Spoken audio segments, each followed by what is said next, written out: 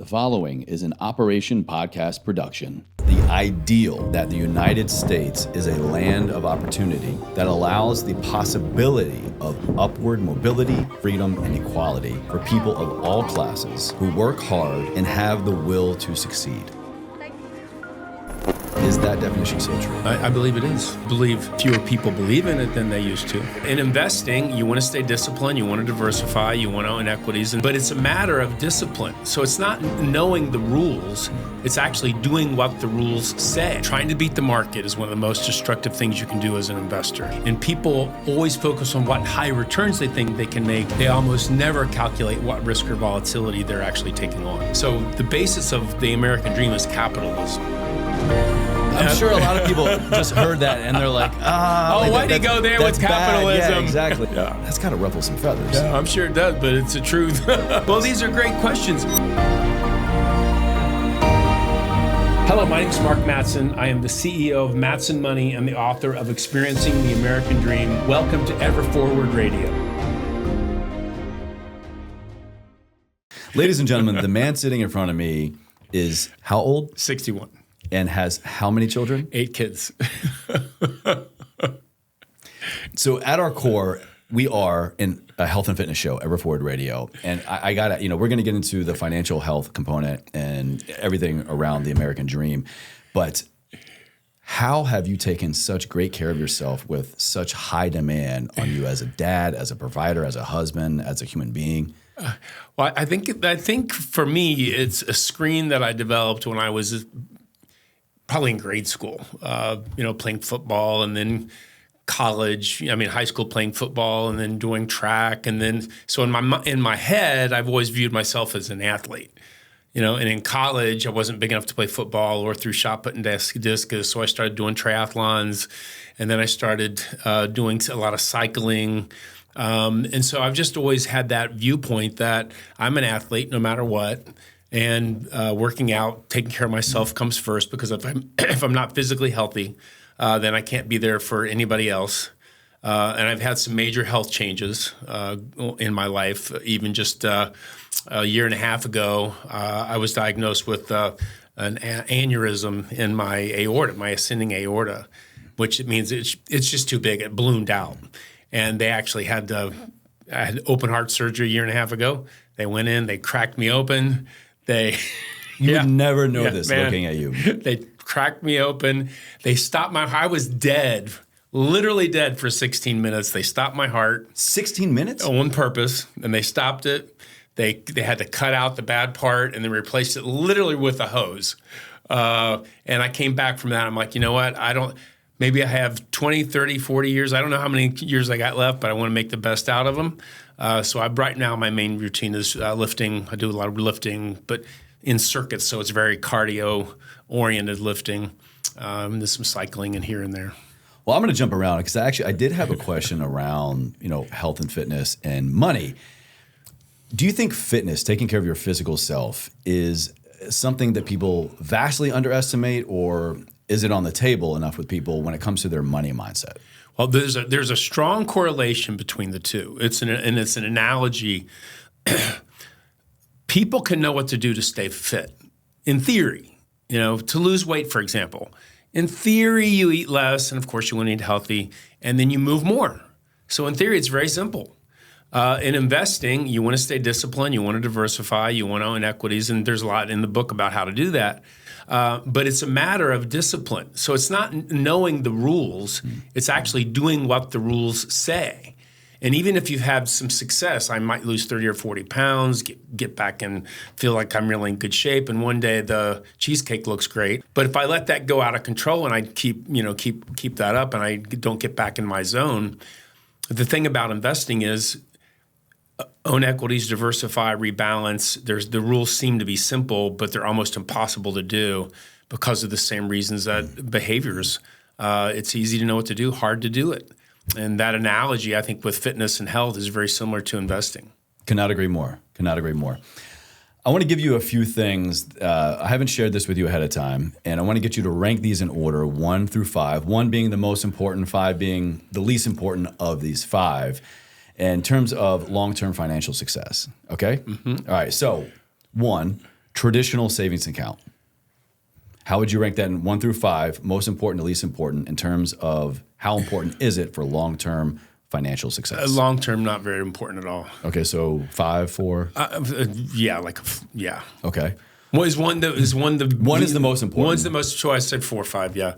Okay. I mean, that's for short term. If you're good, if you have your car needs a repair or you need some extra medical expenses, that's a short term. Having money in a savings account is for a short term emergency, not for long term wealth creation. Gotcha. Thanks for clarifying. What about trading stocks? Trading stocks is a 0. It's -5 actually. Really? Yeah. Why is that? Because all the scientific evidence shows that stock picking is destructive. Picking stocks, trying to beat the market is one of the most destructive things you can do as an investor. It increases your risk, reduces your rate of return. All the knowable and predictable information is already in the price today. Therefore, only unknowable and unpredictable information changes stock prices moving forward, and it causes people to lose way more money than they ever could. Look, they have their Robinhood app right next to their DraftKings app in their phone for a reason, and it is pure stock picking instead of owning the whole market. If I want large company stocks, I'm going to own the S&P 500. Okay. I'm going to own all 500. I'm not going to try to pick out NVIDIA or Apple or what the next huge stock is going to be. GameStop, what was it? GameStop, I remember that. Yeah. Okay, what about IRAs? It's pretty important. Okay. I think probably 401ks are more important because Why? a lot of times you get the match from your employer. So if you're going to put in 6 or 7%, they're going to often match you with 6 or 7%. So it's 100% return on your money right from the very second. But then again, you still have to be very careful with how you invest it and don't end up losing it. People have been really lulled to sleep by how good the market has been for so long, and it has been very good. I was going to say, I don't really hear a lot of people saying the market has been good. It's up even 11% this year, even in a very chaotic, election-driven year with high inflation over the last 3 years. If you look from like 95 to 2000, the S&P was up 22% per year for 5 years running. And the NASDAQ, the tech stocks were up 45% 5 years running. People were lulled to sleep, taking way more risk than they really knew what they were taking, which is what they're doing right now. What do people want to own? They're trying to own large tech stocks. But in 2000, they lost 75 in that period right after, they lost 75% of all their value overnight, just like that. And people always focus on what high returns they think they can make. They almost never calculate what risk or volatility they're actually taking on. And that's disastrous for investors. Okay, so then let's go back to IRAs. Where would you rank that in the 1 through 5 kind of importance? They're probably in the middle, around the 3. Okay. What about owning commercial real estate? Look, Again, for long-term financial success. Well, these are great questions. Look, I don't view real estate as an investment. Why not? Because it's more like a business. If I invest in equities, so I build a globally diversified portfolio, I don't have to, no one calls me at 2:00 because the toilet's not working or the air conditioning is not working or people don't trash my property and then move out in the middle of the night and then I can't run them down. Yeah, equities, you're not dealing with squatters. There are no squatters in the house. Yeah. So look, real estate can be great. I know a lot of people got really rich on real estate, but they didn't get rich just by investing in it. They got rich by managing it and owning it and being an entrepreneur in the area of real estate. And if that's your business and you're great at it, that's wonderful. But there's a lot of ways to lose a ton of money in real estate, including the leverage behind it that a lot of people take on. I mean, people probably don't remember in California in the 80s, man, real estate got hammered and people lost, millions of people went bankrupt in California and throughout the United States. What happened? The savings and loan crisis. There's around the 86th range. And you had, just like you had a financial meltdown in 2008, 2009, well, you had one in the mid to late 80s. And you had all these savings and loans went bankrupt. All these people that bought all these houses in California, they lost them 40, 50% reduction in value. And people tend to overlook that type of risk. And then talking about the health, look, you lose your home. You have these offices that you bought and leveraged up, and now you can't rent them out. And now you're dealing with the stress and the anxiety because those are not liquid investments. Now you're dealing with the stress and environment of looking at maybe going bankrupt yourself. Yeah, you're probably not prioritizing your workout routine the same way you did before all that. Jeez. That's right. Yeah, wow. That's right. For sure. Okay, so then lastly here, in the real estate world still, owning versus renting your home. I like owning my home. Maybe it's more of an emotional thing than anything else. Okay, so let's think again through the long-term financial success lens here. If you buy a home, you can afford the down payment, you keep it nice, it's probably going to go up over time, especially in inflationary periods, because construction costs, land costs goes up. So if you buy a home and you own a home, chances are long-term, if you're going to own it and be in it for 10, 15 years, it's probably not a bad investment. So yesterday, real time here, real talk, I went and looked at my first commercial real estate property I'm even potentially considering. And I feel like it is getting me in the right mindset. I feel a shift in my money mindset, even just considering this. Would you recommend leaning more into that, again, for the purposes of long-term financial success, of just putting myself in a scenario where the numbers are scary, the commitments are scary, but it's an investment? Yeah. If you want it to be your business, I wouldn't look at it as an investment.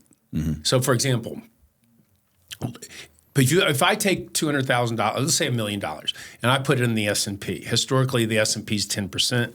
It doubles in about every 7 years. Okay, so it's called the rule of 72. Small cap stocks, now instead of owning a building, I'm owning 2,000 stocks all over the United States. Those have averaged 12%. And small value stocks have averaged 14%. I don't have to do any work. I don't have to take any risk. The market risk, but I don't have to take the risk of borrowing money and managing the property and trying to keep it rented up. So it just depends the quality of life you want to have.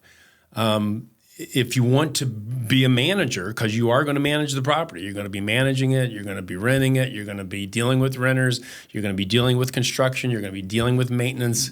If you want to do all that stuff and that's your lifestyle, you're really not selling it anymore. Even though I'm considering this, for a business, but I'm like, all right, okay, point. Shit, yeah. But interesting. Yeah, but it's just got pros and cons. So the American dream, as defined by Britannica, I think we all have heard of Britannica. I grew up with Encyclopedia Britannica. I did too. Is, quote, the ideal that the United States is a land of opportunity that allows the possibility of upward mobility, freedom, and equality for people of all classes who work hard and have the will to succeed. Mm-hmm. Is that definition still true? I believe it is. I believe fewer people believe in it than they used to. But the American dream, if you interview people, there's a Wall Street Journal recent survey, and they interviewed people what they want in their American dream. They talked about home ownership. They wanted to own a home. They wanted to have a family. They want to be able to send their kids to a nice school. Someday they want to be able to retire. Mm. And they like to have upward mobility from one generation to the next generation.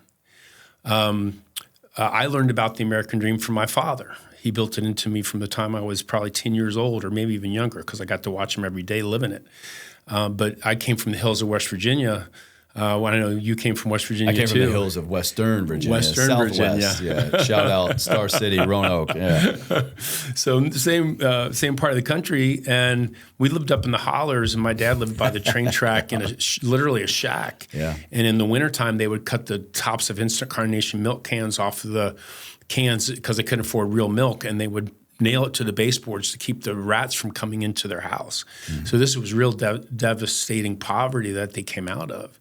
And my grandfather, I write about in the book in the introduction, he never really believed in the American dream. Right. He believed that the American dream was basically evil.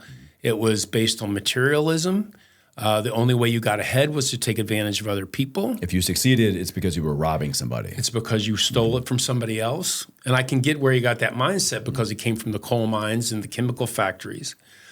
But even when he was offered an opportunity to move up in the chemical factory from being on the line, breathing in all the chemical fumes, to being a foreman and managing a crew, He refused to take it. Why? Because he thought that he would be betraying his class that he came from. So by him having an opportunity present itself to better his life, his family, he still felt compelled to say no? He said no, and he was proud of it. Proud of saying He no. was proud, and he told his children, I'm never going to work for the man, and I'm never going to be one of those people that are rich and take advantage of other people. That's so sad. That's so sad. And I remember my dad talking to me about that. I'm like, oh my gosh. And it was that my dad and it wasn't just that my dad and my grandpa had a different mindset. They actually saw the world in a different way because of the screens that they had.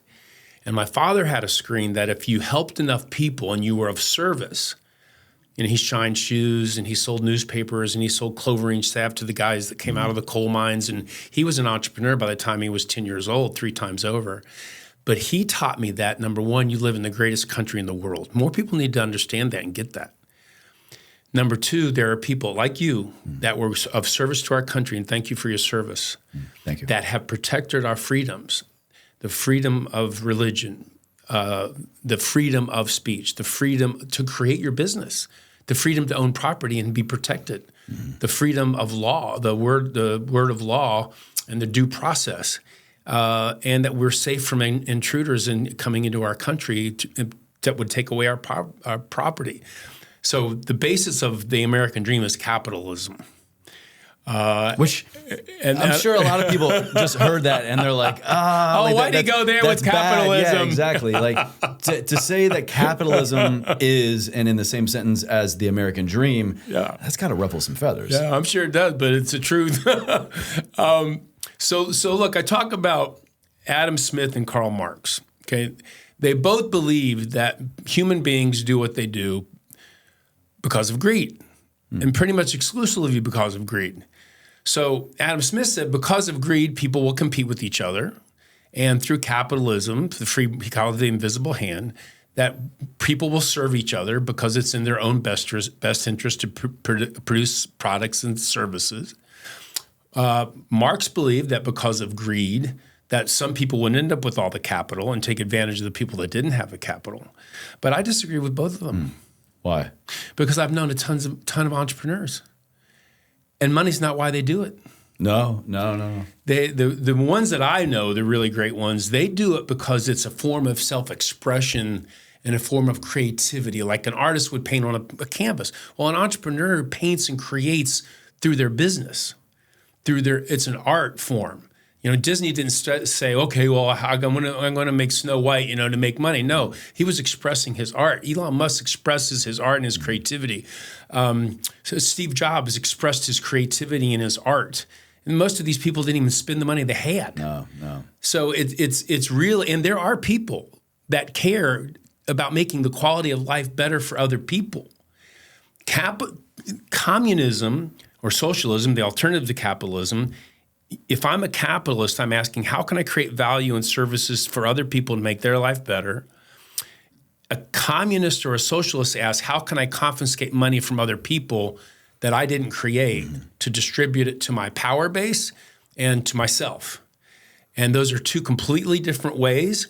And if you come from a socialist or a communist mindset, you're a victim. And there is zero power in being a victim. And that's why so many people are struggling with the American dream, because they view themselves as a victim and they view themselves as entitled. That's including me, by the way. There's times in my life I feel like I'm entitled to things I'm not getting. But like I have to take, when we were talking before the podcast about my problem with my hips, and at a very young age I had asthma and they gave me medicine that destroyed my hips and they were going to replace them. And I was going through all kind of pain and suffering. I went to a blood specialist, and in the blood specialist's office were 10 little kids, and they were all hooked up to chemotherapy. And I was going, why me? Why me, God? Why are you making me suffer? Why are you giving me this disease? I'm only 32. And I'm looking at those 10 little kids, and they're playing with their cars, and they're playing with coloring books. And I thought, wow, man, you are really self-involved. You are really just in this ball of self-pity and entitlement. You don't get to live a life without fear. You don't get to live a life without pain. You don't get to live a life without suffering. You better man up. because there's kids over there could be dying of cancer. And so I felt like I was entitled to a life without any terrible physical trauma or pain and suffering, and I wasn't. So we all get into that. And look, I'm not saying that people don't go through bad times and people aren't victims. Bad things happen to good people. But if you're going to have the American dream and create wealth and prosperity and love and freedom and fulfillment in your family, you just can't stay there. I had a guest share with me, I believe it was last year, shout out Humble the Poet. And I don't know if this is an original quote from him or he picked it up in his research for his book, but it really stuck. And it was, you're only entitled to the work. That's a good one. Only entitled to the work. I have to remember that a lot. Yeah. My dad always told me nobody owes you shit. He said nobody owes you anything that you don't earn. Yeah. And the more you focus on helping other people and being of service to other people, the more you're going to feel not only wealth or monetary, but also a feeling of sense of worth and closeness and connection with other people and affinity with other people. And the American dream isn't even about making a lot of money. We didn't have very much money when I was growing up. We lived in a house that was less than 1,800 square feet for most of my childhood. But we had love, we had fun, sometimes we were silly. We always had great patriotism. We always, had optimism about our future. And we were grateful for living in such a country where you could express these ideals. So the American dream isn't even about making a ton of money. I'm against it. I'm not against it. I'm all for that. But I also know that just making a lot of money can't make you happy either. I want to get into that. Making money can be a good thing. And personally speaking, and I know I'm not alone here, that is a ceiling that has been placed upon us by our upbringing, by our religion, by environment, parents, whatever. And it is something that I think a lot of people struggle with, especially in pursuit of the American dream. And that is really, you're not going to be happy with what you got. Why can't you ever just be good with good enough? Enough is never enough. What would you say to those people? And is that, you think, a limiting factor on most people's American dream? Well, I think it's a part of human nature. I think it's how we are hardwired as human beings. When I first became I grew up, I always wanted to be like my dad. He was a financial planner, did investments and insurance and stuff for people. So I got a degree in finance and a degree in accounting at Miami University, Ohio. And I went to work and I thought, look, if I can just help people invest money and grow their money, hypothetically, if you have someone with $2 million and you grow it to $5 million, they're going to feel more security. They're going to have more peace of mind. They're going to have a higher quality of life. But very, very early on, that was just completely blown out of the water because I had some clients. My most wealthy client had $5 million. She was miserable.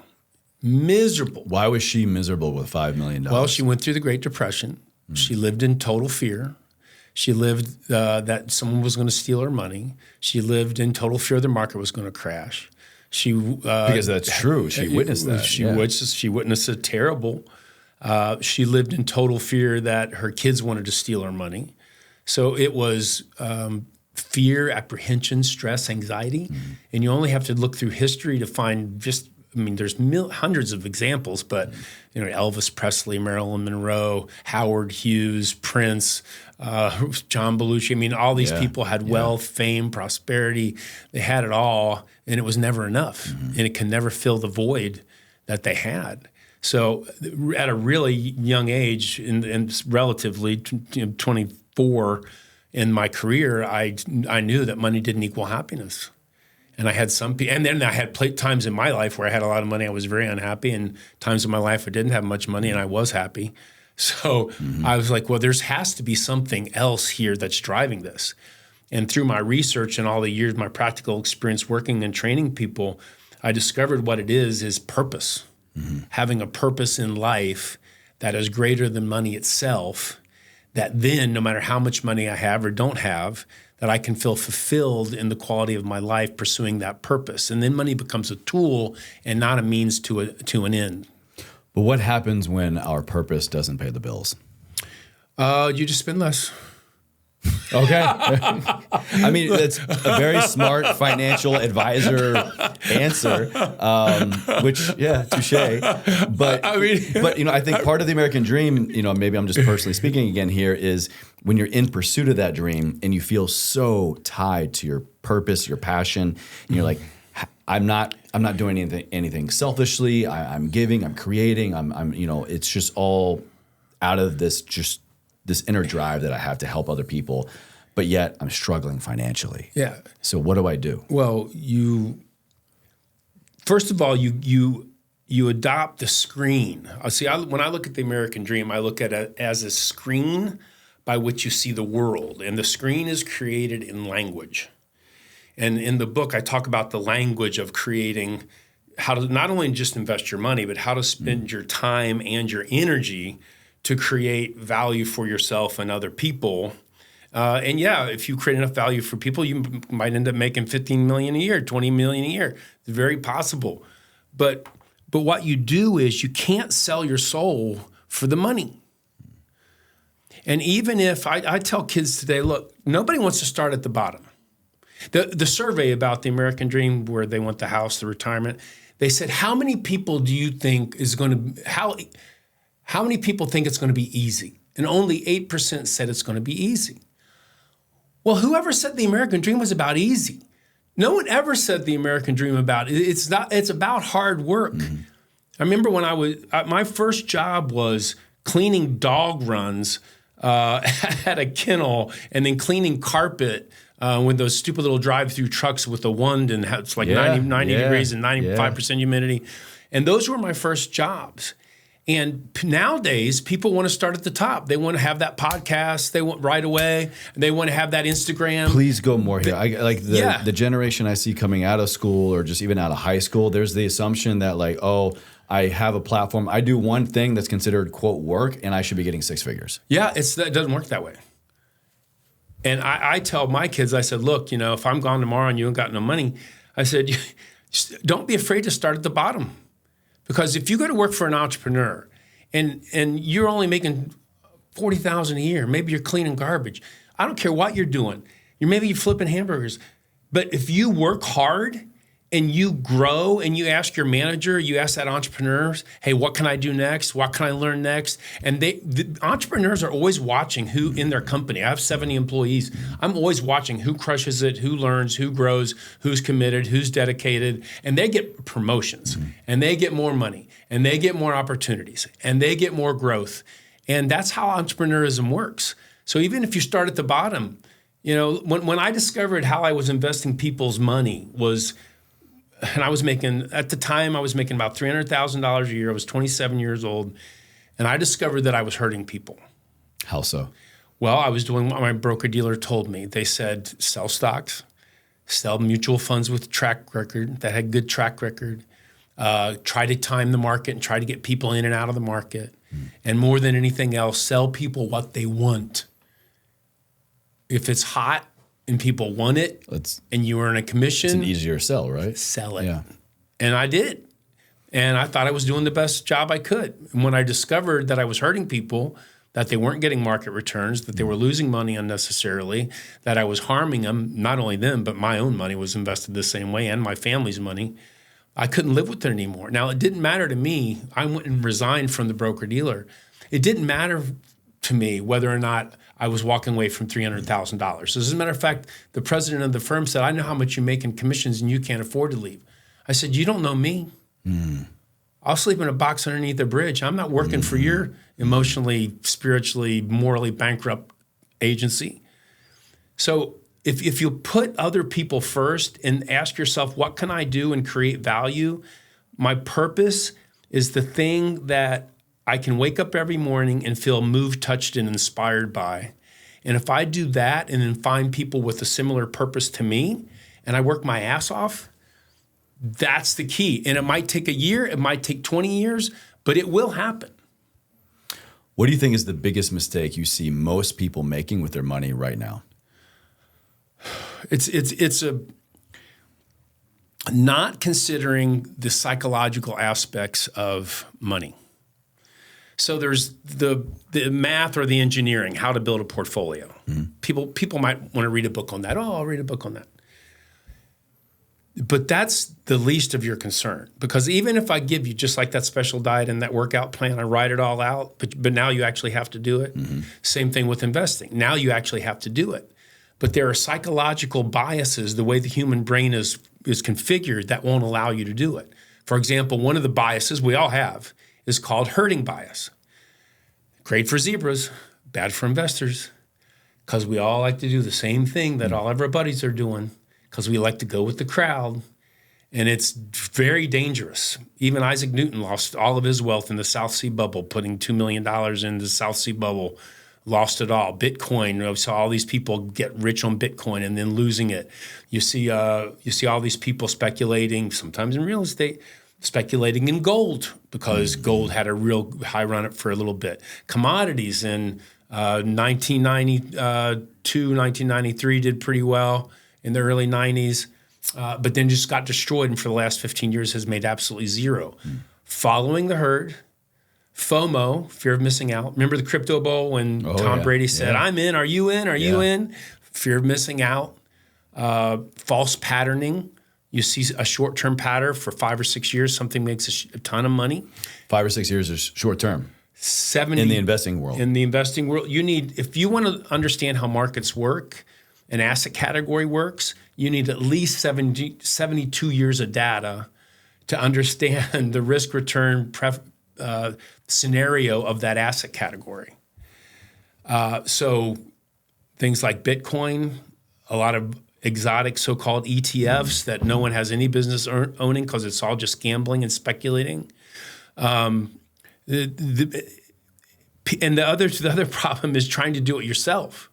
How so? What do you mean? Well, there's a problem. There's a psychological problem in investing called attribution error. So, for example, let's say you're the world's best neurosurgeon. A neurosurgeon would never probably make the mistake of reading a pamphlet on how to fly a 747 one weekend, then go and try to get on a 747 and land it. Because their brilliance as a brain surgeon wouldn't transfer over just reading a book. Well, investing is the same way. People think they're really smart in one thing. Oh, I'm really smart and I'm a chemist, or I'm a statistician, or I'm this or that. Because I applied hard work and achieved success in one area, I can just take that model and copy paste. And then copy paste to the other, and I'll be successful in this area. But there are people that have spent the last 70 years of their life studying markets that have won Nobel Prizes in understanding how markets actually function, how markets actually work. Nobody studies them. And they're definitely not at the broker-dealer. The broker-dealer doesn't want you to know anything about that, because if you did, you wouldn't invest your money with them anymore. So following the herd, not taking the time to study and understand how, not just how money works, but how your brain works, because they have to both work together. And if they don't work together, no matter how brilliant the model is, it'll implode on you. It takes me back to my old health coaching days of I could have the best workout plan for somebody, the best meal plan, but until I focus on and we focus on behavior change and mindset, we would get short-term success, but then it's like that psychological component that is really going to carry you across the finish line or not. It's that psychological. And performance is really simple. It's what you do and it's what you eliminate. And you have to prudently invest, and you have to eliminate speculating and gambling. And then not only the emotional biases, but the instincts and the emotions. So look, when the market's down 50% like it was in 2008, 2009, what's everybody want to do? They're not selling their fixed income to buy stocks while they're down. They're panicking and they're selling their stocks. And they're selling it at lows, and they're locking in the losses. And when markets run way up, they chase it and put more money in. When NVIDIA makes X amount of money, or Bitcoin, or commodities, or whatever exotic weird thing of the day is, they're dumping their money into it. And it's very sad to see, because unlike a diet, one mistake, if I just have one piece of cheesecake, won't kill me necessarily. Great analogy. But not in investing. Any bad decision. I had a guy that in a class had $30 million in Boeing. And I showed him all the scientific research, Nobel Prize winning, Dr. Fama, Dr. Markowitz, all these brilliant people in the book. And he said, yeah, all the science and everything, but I know Boeing. I worked there for 30 years. It's a safe company. Nothing's going to be bad with Boeing. And what happened? They made airplanes with autopilot that literally wrecked the planes. Literally flew them into the ocean. And then they made planes where the doors flew off. And then they had insider people that were telling on the company and going to the regulatory agencies to say that they were violating the safety standards, whistleblowers. And that stock, that poor guy has lost over $20 million because he wouldn't listen to the science. But I always hear, maybe from misled sources, to invest in what you know. If you're just starting off like in stocks or want to put your money somewhere, invest in a product that you already use and love. Invest in a brand that you are familiar with. Doesn't that kind of go against that concept? Yeah, I don't agree. So with this that. guy was working for new Boeing for 30 years. So that's the familiarity bias. We believe wrongly. So you're saying that leads us more astray from a good financial investment? Yeah, really? Yeah, because we believe that something that we're familiar with is safer than something that we're not familiar with. It's just human nature. It's another bias that we have. Mm-hmm. Well, I worked for Apple, so I have Apple. I use Facebook, so that must be safe. Yeah. I work, so NVIDIA, I read about that in the news and all my buddies own it, so I'm going to own it too. XYG hedge fund. So familiarity is not a measure of risk. The way that you measure risk, not to be too esoteric here, is by measuring standard deviation and volatility scientifically, not just because I know something. My ex-father-in-law did the same thing. He worked for P&G for 50 years, had $5 million, or for 40 years, had $5 million in P&G, 6 months to retirement. And I said, look, you've met all the Nobel Prize winners. You know about diversification. You know how this should work. You're playing Russian roulette with your future. Oh no, Mark, I've worked there 40 years and I know how they make Pringles and I know the CEO and they're internationally diversified. And in the last 6 months of his career there, he lost half of all the money he amassed over 40 years because he was familiar with it. Familiarity should breed a little contempt. Diversification is how you invest your money, not in something you're familiar with. All right, moving forward, I'm only putting my money in things I've never heard of, I have no affiliation with whatsoever. Here we are, September 2024, and let's say I've got $1,000. Where would you recommend I put that money for an investment for long-term financial success? Yeah, well, if you only have $1,000, and at least you mentioned savings, you got enough money in your savings to pay emergencies or whatever, just keep it simple. If it was 100 or 200,000 or $1 million or something, you want to build something more sophisticated. But really, if you just use a nice S&P 500 fund or all market fund that owns all the stocks, or maybe just put 500 in the S&P and 500 in small stocks, index funds you can find like Vanguard or these other funds, they're common funds. You're much better off. Your odds are much greater of having success long-term. But then you better do some study and some discipline because two things will happen. One, you'll be tempted when everybody else, and you'll probably be using a trading app like Robinhood, which will make it real simple to bail out and chase something. And they'll even be sending you little buzzes on your phone in your pocket to say, hey, don't you want to buy this? Or hey, don't you want to study options? Or hey, don't you want to? Index funds are gateway drugs. They get you in there, and they might even say, hey, we don't charge any money to manage an S&P 500 fund. And you go, good, I'll put $10,000 in it. But now they got you. Because now they start sending you text messages and emails and, hey, what about this fund? And hey, how about this class? And hey, what about this stock? Or hey, what about Bitcoin? Or what about this ETF? So now they're going to be bombarding you with ads that are going to suck you into imprudently gambling and speculating with your money. This investing field is one of the most disgusting, nasty fields. I have a whole chapter on it about how the industry's broken. So in general or just right now? In general, and always has been. Always has been. And here's the thing I was wrong about, though. When I was 27, I thought, look, the science is out there now. The science, the Nobel Prize winning, the science is clear. it'll get better.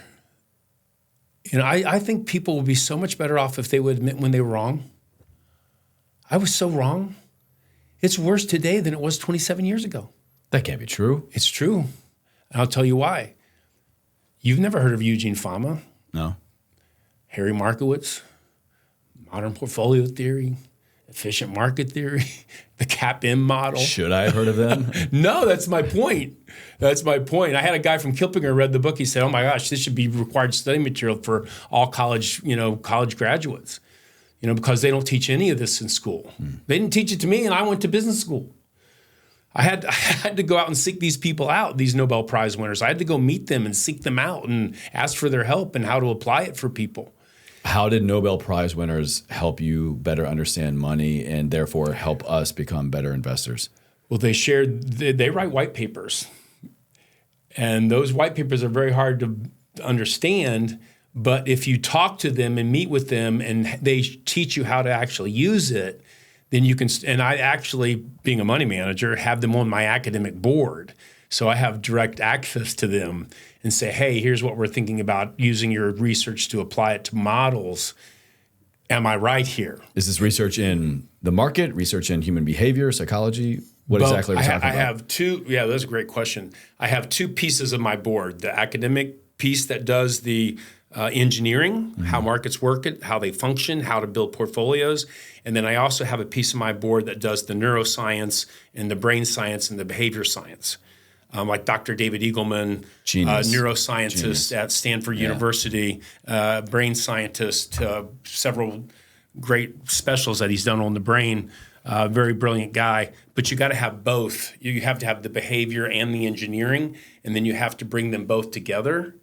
And it's what a genius approach. It's so sad. But here's the good news, Chase. If you spend a little time studying, a little time research, I even created a 2-day workshop for people to go to. You're not going to go to the University of Chicago and take a 12-year PhD class in economics to build a portfolio. It's just not going to happen. But you can get access to those kinds of people, and you can do a little bit of research for your family. And look, if you're young, you got 20 or 30 years to invest. If you're getting ready to retire, you might still have another 20 or 30 years, and you better not mess it up and do it right. But that's why I wrote the book, so that people could have access to this information they're not going to normally get access to.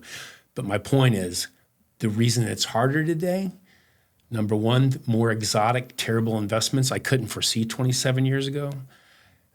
24/7 news cycle on cable. We didn't have cable news 30 years ago. No. We had half an hour and then half an hour. Yeah, the morning news, the evening news, and that's it. And the newspaper. Yeah. We didn't have the stuff in my pocket. We didn't have Robinhood in your pocket. I'm so glad to bring that up again, because I want to, before I forget, I want to ask you, because you mentioned this a couple of times, is now here in 2024, the modern world, is our proximity to and ease of access to technology and things like Robinhood, and hell, even having like our trader on text message, is that hindering our financial success potential? It makes it easier to lose your money. It turns, Melissa and I have the two younger boys at home, and they're 11 and 9, and they love their video games. And we really have had to be really disciplined, because it's addictive. Those games are addictive, and it just... By design. They get emotional. When I take them away, they cry, they get upset, they get distraught. Getting them refocused. But we're not immune as adults. That technology in your pocket makes it way easier to speculate and gamble and stay hooked on it. And misinformation. You Google the word invest, there's billions of pages. It would take you, I added it up one day, it would take you if you spent 3 minutes a page, it would take you 35,000 years to read it. Which one of them? So information overload and ease of transaction and addictive nature of investing. And the investing industry has not gotten any better. They've only gotten worse. You're not wrong, and I have to kind of be honest here with myself and you and my audience. I no longer have any stocks. I pulled out of everything last year, And now, this is not me giving any financial advice whatsoever, but I was catching myself. I was hooked to looking at the charts. Am I up? Am I down? What's trending? I use Robinhood, and it was just so easy to feel like I was investing, to feel like I was increasing my wealth, my portfolio health, even my money mindset. But what I was doing was just giving myself another task to become obsessed with, to gamify, that I really had no business exploring. Unless I was like, Chase, unless you're going to sit down, spend time, research these stocks, like really research, talk to a financial advisor, talk to maybe even something or somebody in the app, and then make a more highly educated choice. So I know you can't just be putting all this money out there, staring at a screen and just, buying and selling based on what you see somebody else do. It's human nature. It's just like it's human nature to sit on a couch and eat chips and not go to the gym and complacency and eat healthy. And it's so destructive. And the people, when I take my kids every year to Staples to buy school stuff, and it's Staples for goodness sake. But when you go to check out, it's all the candy. Oh yeah. Right at their eye level. They do it on purpose to hook them. And it's exactly what they do with investing. If it's hot and sexy, and every time you go to that app, you get a little bit of dopamine, doom, doom, doom, and it gets you and it hooks you, and they want you to keep you there. And Robinhood's a great example of an industry that lies. They say there's no commissions. Well, there's no commissions, but they make their money between the buy-sell price of the stock. So there's every time you buy or sell stock, they're scraping money off of the purchase. It's like buying a used car.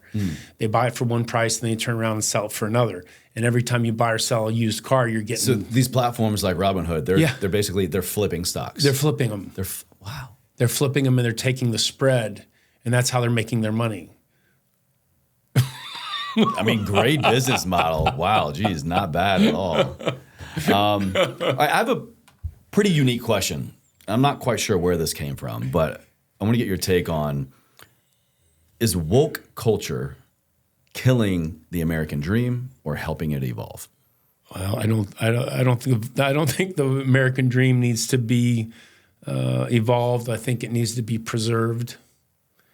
I think the American dream, one of the things I tell people is the American dream is only one generation from dying. Because it's not something you're born with, it's something that you're taught. And if you're not taught its ideals and its values, the only reason I've been able to create a company with 70 employees and $11 billion under management is because my dad built in, from the time I was 10, he gave me Think and Grow Rich. And he said, did you live in the greatest country that's ever existed? And with the right amount of focus of helping other people, you can be extremely successful and you can live an extraordinary life. And that mindset is what has allowed me to become an entrepreneur and create value for myself and my family and other people. But that's a very particular mindset. The opposite of that mindset is victimhood. I can't do it. Somebody else has to do it for me. I can't do it for myself. Entitlement. I'm entitled to something that I didn't create because it's not fair that other people have more than I do. Yeah. The ideal that that communism and socialism are the cures of all society's ills, and that we can live in this beautiful utopia if we just give the government more power. I think those are all very dangerous ideals to teach to young people because it disempowers them and creates them into look, you're only a victim if you say you're a victim. If you're an adult. Now, look, if you're a kid, you've got parents and other situations, but as an adult, you can change, you can get out of bad relationships, you can get out of bad jobs, you can get educated. There's a lot of things you can do as an adult. But if you are totally entitled and totally a victim and totally waiting for government to do it for you, then they have now created a new type of bond that you can't escape from. And the mental that when I was in the hills of West Virginia looking at my relatives, I noticed it wasn't physical bonds that kept them stuck. It was intellectual bonds that kept them stuck. And that was taught to them by their parents and the people that raised them and the politicians that were in West Virginia at the time, probably are still there now. So I don't think wokeism helps the American dream. I think it destroys the American dream. It even attacks the family unit. And I think the American dream would be better off served if people focused on not what people owe me, but how I can create value for other people. Ooh. And I'm not sure that wokeism achieves that. I appreciate that answer. Thank you. You're welcome. I got one more question before my final here. Sure. You've mentioned entrepreneurship a few times, and I get it. That rings true for me because I am one. My dad was one. My uncle was one. And I kind of grew up around it. So it's in a big part of my life, my norm. Doesn't mean it came easy. That's for damn sure. For sure. Is entrepreneurship the only real way we can develop more financial freedom in pursuit of our American dream? I don't think it's the only. I think it's probably the best way. I don't think it's the only way. I have a lot of people that work for me. They have even though they don't own the company, they have a very entrepreneurial mindset. Their mindset is, no one owes me anything that I don't create. I need to I tell all the people in our company, we need to reinvent our business model every 3 years. Capitalism and innovation waits for no one. We have to be better than the competition. We have to evolve. We have to have teamwork that is elite. We have to develop as human beings our skills to communicate and be powerful. And so that we have a lot of people on our team that are, I preach entrepreneurs. One of our key values is entrepreneurism. So whether you own the stock outright or you work for a big, huge company and you only own some of the stock, everybody can. It's funny that Marx's dream was that the workers could own the means of production. Well, capitalism actually achieved that. And the way that they achieved that is I can go out and I can buy a Wilshire 5000 mutual fund or index fund, and I can own 5,000 of the biggest, baddest companies in the United States, and I'm an owner and I'm a stakeholder and I own it. And that's the kind of mindset, whether or not you're working there in the company or you own the company because you invested in it. And so, yes, it's great if you're the entrepreneur and you own the company, but you can still have an entrepreneurial mindset and do really, really well. Man, this man is full of amazing answers. No doubt full of even more wisdom and knowledge in the book. You guys got to check it out, Experiencing the American Dream. I'm going to have it linked for everybody in the show notes and video description box. But before I let you out of here, I got to get your interpretation of my vision and my mantra and the whole theme here at Everforward Radio. Is to take everything you just said, to extract a thing or a lot of things to help us take a step forward, to keep moving ever forward. What do those two words mean to you? I think for me and my work and how it connects into your work is that to understand that money can't make you happy, but purpose can. And if you have a strong, clear purpose, people like the Wright brothers or people like Dr. Martin Luther King, people like Ronald Reagan, people like JFK, people that have changed the world in amazingly positive ways. If you have a purpose, then when you have money, you can use it in really powerful, amazing ways. But if you don't have a purpose and you have a lot of money, you're probably in for a rough ride. So money can't make you happy, but purpose can. And I think that fits in with your theme. Bring us home real quick then with what is your purpose? My purpose is to save the American dream. I could have guessed that, but I wanted to hear straight from the horse's mouth. Well, again, the American dream, experiencing the American dream, how to invest your time, energy, and money to create an extraordinary life. Mark Matson, it's been a pleasure. Thanks, Chase. Congratulations on all the success. Can't wait to have you back. I got even more questions. All right. Thank you so much for your time. I'll be back, bro. Last little bit. If I could get a quick intro, please. So I'm going to have you just introduce yourself, name, title, if you want to say author of the book, whatever, and then welcome to Everforward Radio. This is Everforward Radio, something like that. All right. Okay. I'm going to slide this over here, get a clean shot. I'm going to have you look right in this camera. And let me get just 2 takes just to have it. Sure. And I'm just going to go a little behind the scenes. And all you. Hello, my name's Mark Matson. I am the CEO of Matson Money and author of Experiencing the American Dream. And welcome to Ever Forward podcast. Give me one more. Welcome to Ever Forward Radio. Radio. Yeah. Okay. But basically, you're on the right path there. Okay.